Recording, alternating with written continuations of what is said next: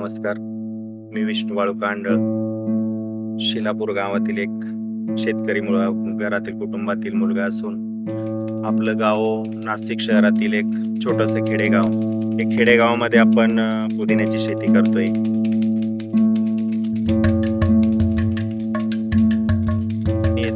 त्या कंपनीच्या मार्गदर्शनाखाली आपण सुरुवातीला 2 एकरवरती प्रयोग केला. तो त्यांचा प्रयोग असा होता की जैविक शेती.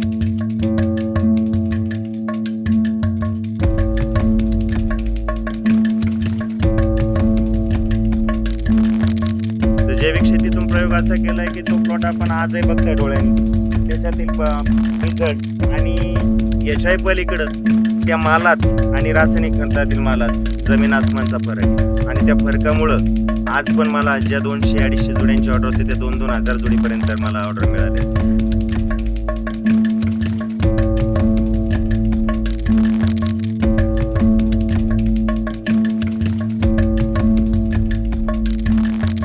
त्याबद्दल मी त्या कंपनीचे आणि त्या कर्मचाऱ्यांचे सर्वप्रथम आभार मानतो.